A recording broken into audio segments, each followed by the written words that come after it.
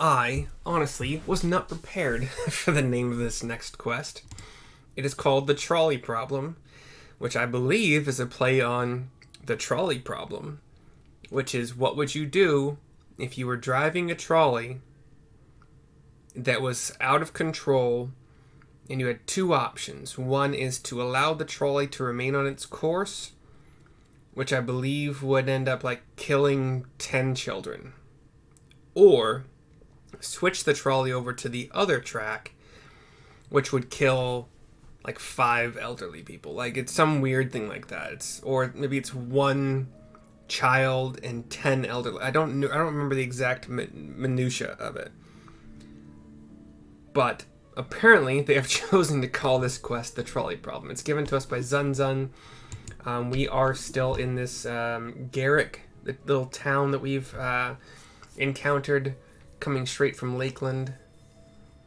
Amarang, I guess, is the grand area. Yeah. So yeah, okay. Oh, here we go. Cutscene. That took me right there. Oh, valued customers. We're the other mode of help. Kinda-ish, yeah. My fellow scions woke up. Of a fashion, they told us of the trolley that runs to Nabatharang, at least. But am I correct in thinking that there was a reason you did not do so yourself when first we asked? Thancred. Yes, the gate. You see, it is impassable. Before, there was a hulking thing of stone, the Talos. It opened the gate, they say. But none operate such a thing now. I do not even know if it yet exists.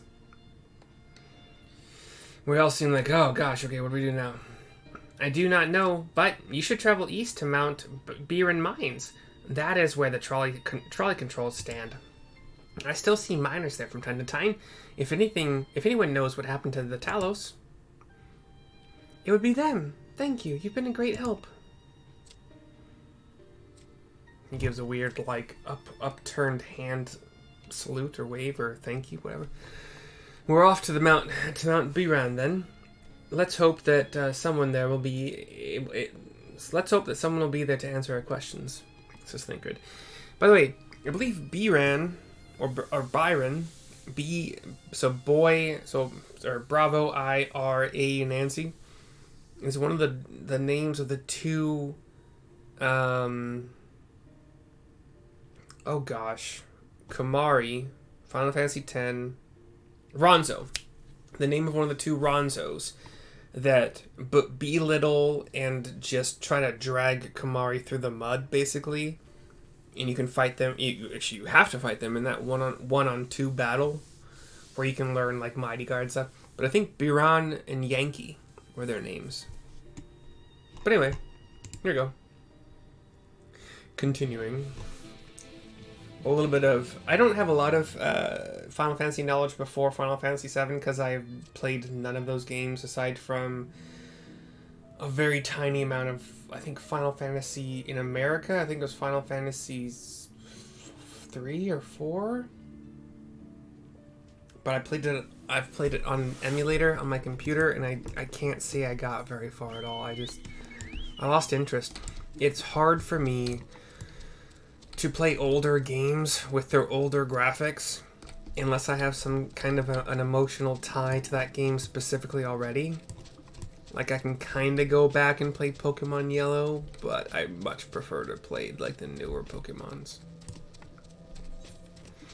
Anyway, we're heading south past some more of those red chameleons, iguanas, whatever. Here's Thancred, Minfilia, Urian J. The scale of the track is impressive, I'll give them that. Now we only need follow it until we come to the mines. There is indeed a train track. In one of those horizontal windmills. I don't know what it's doing, but it's there. Is this a griffin? Oh no, it's a sheep. It's kind of a buff looking sheep, you know, like a sheep that's in good shape. Yeah, whatever. Or more like maybe a bighorn sheep actually is a better descriptor. And then there's Kind of like these mix between an ostrich and a vulture looking things.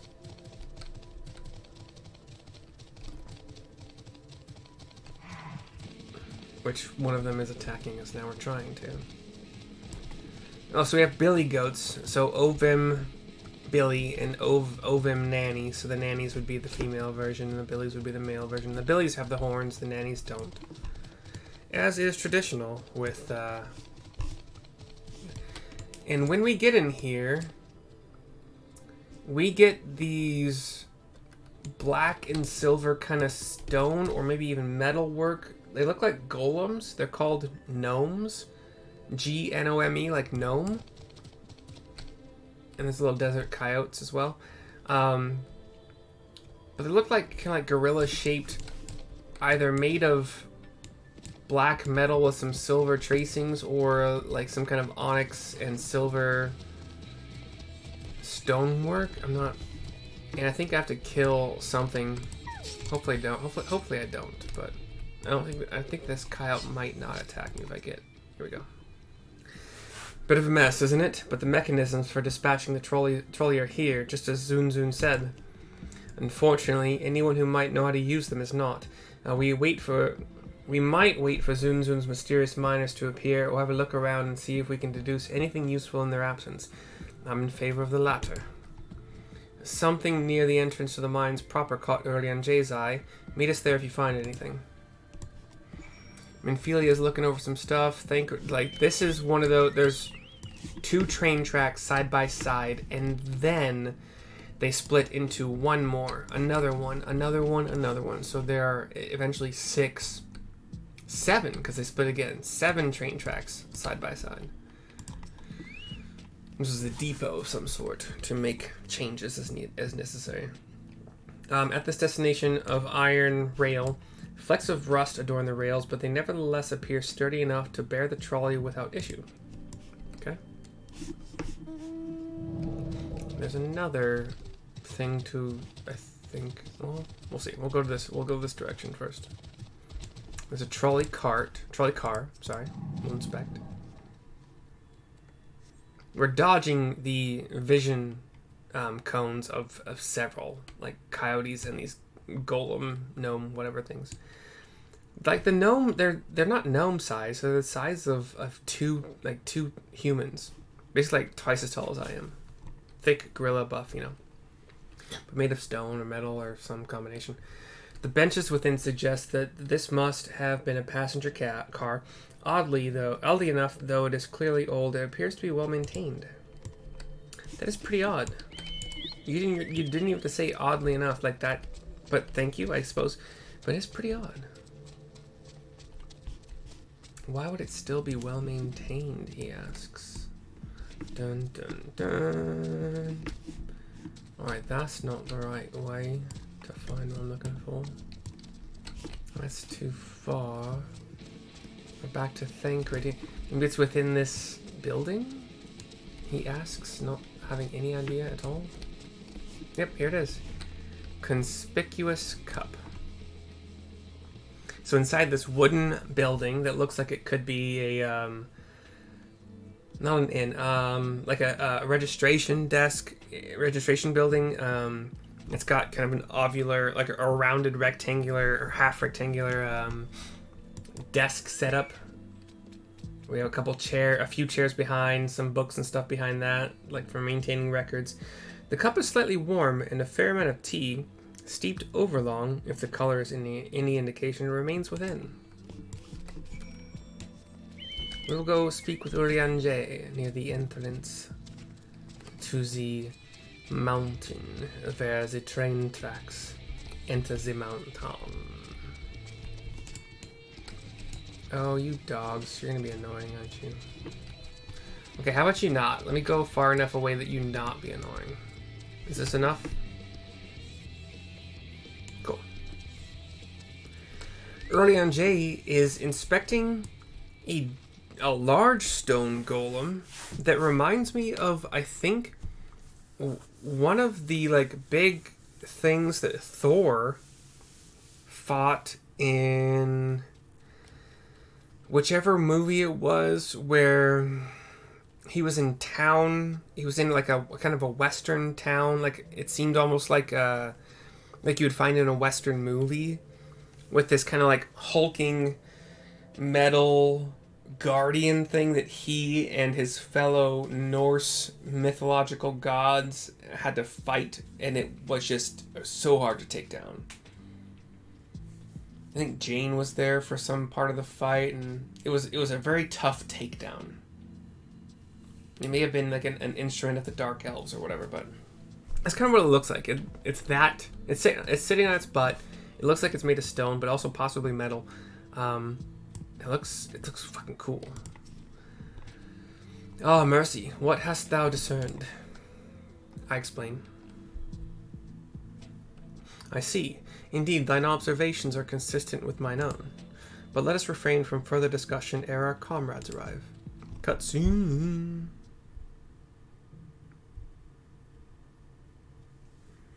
Indeed, the Scions and myself are together, minus the twins and Y'shtola.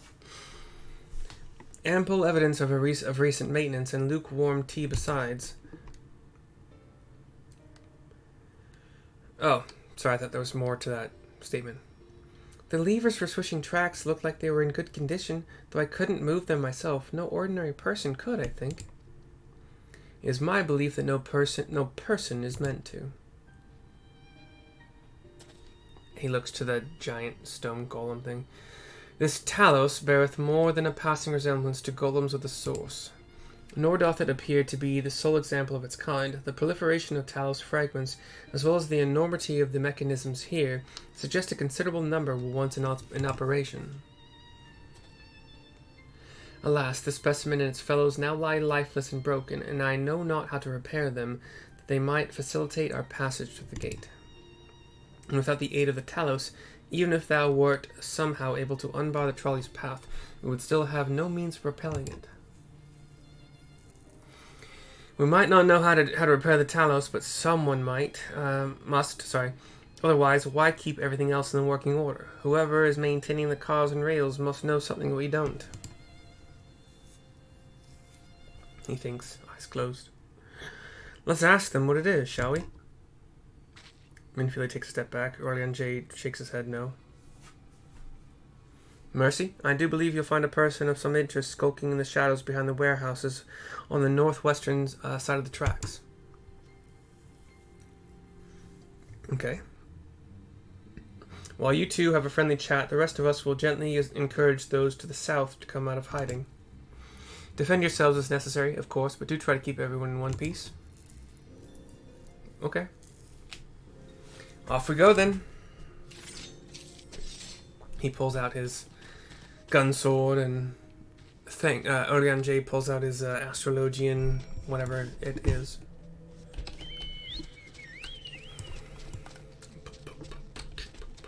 Bow, bow. Bow, bow. So we indeed run to the west, the southwest from the opening to the train track cavern cave whatever entrance. That is closed. There is indeed a suspicious man here with a great axe at his back, wearing white, deep V, like a V all the way down to his navel. Wicked white, where did you come from? No, never mind that. You've no business here, of that I'm sure. Oh, okay. A good fight, I guess. You don't have to. You're gonna lose. Of that I'm certain.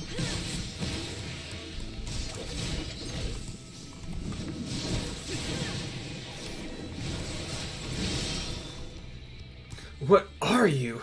Ugh. Oh, and he disappears. He didn't seem dead because he was on one hand, one knee, taking a lot of deep breaths, like very hard to catch his breath.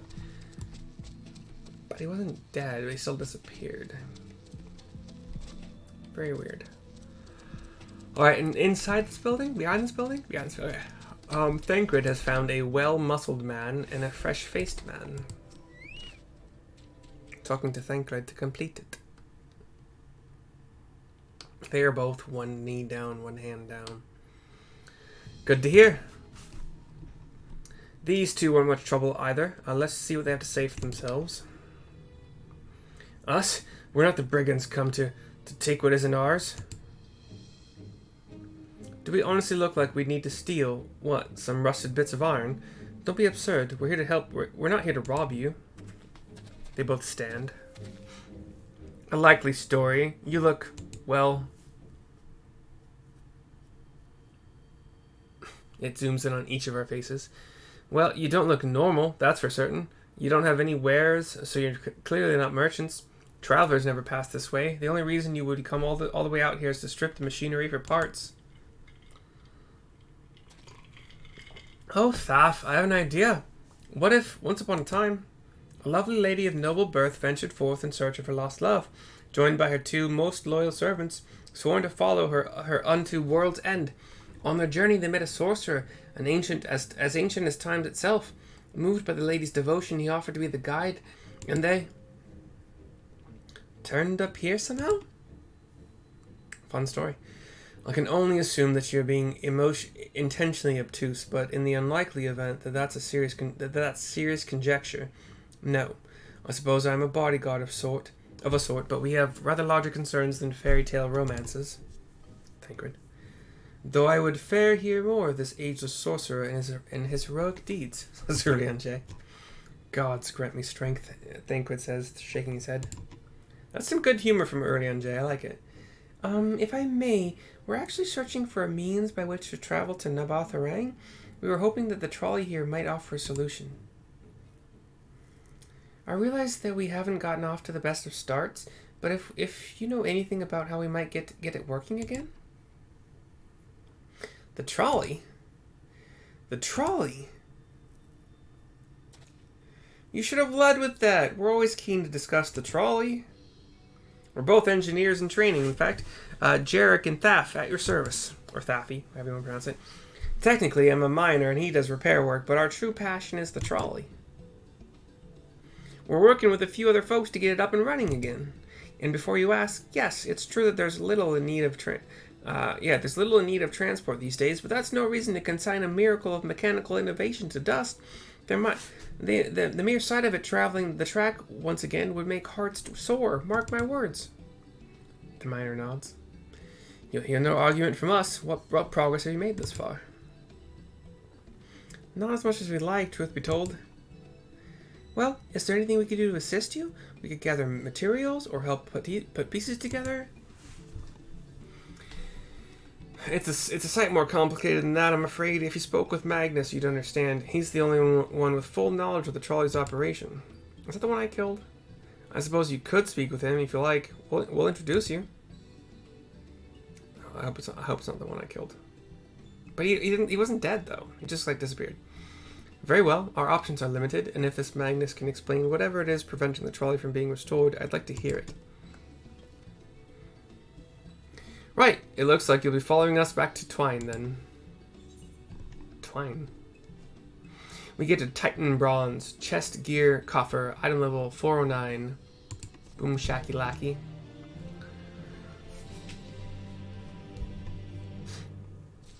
Okay.